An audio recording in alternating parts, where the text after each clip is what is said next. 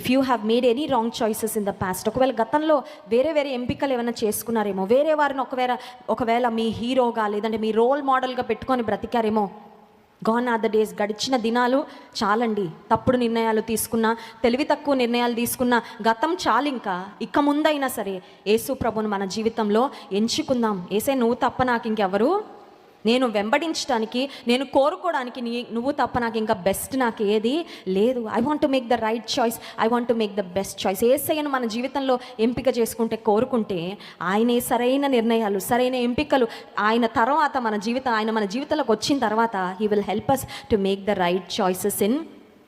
దేవుడు వచ్చి మన లైఫ్ని టేక్ ఓవర్ చేస్తే, ముందు యేసయ్యను ఎంచుకొని మన హృదయంలో ఆయన దేవునిగా కలిగి ఉంటే, once he takes over our life, మన జీవితంలో ఆయన రాజుగా, ఆయన దేవుడుగా, ప్రభుగా ఉంటే, he will guide us in every single decision. ఆ తర్వాత మనం తీసుకునే ప్రతి నిర్ణయంలో మనల్ని ఎవరు నడిపిస్తారండి?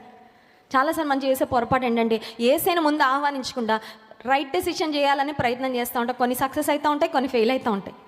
కానీ చేయాల్సిన సరైన పని ఏంటంటే, ముందు యేసయ్యను ఎంచుకోవాలి. ఆయనను ఎంచుకొని ఆయన మన హృదయంలో ప్రభువుగా ప్రతిష్ఠించిన ఆ తర్వాత తీసుకునే నిర్ణయాలన్నింటిలో దేవుడే తన కృపనిచ్చి మనకు సహాయం చేసి ఆయన అడుగుజాడల్లో నడవడానికి, ఆయన గణపరచడానికి దేవుడు సహాయం చేస్తారు.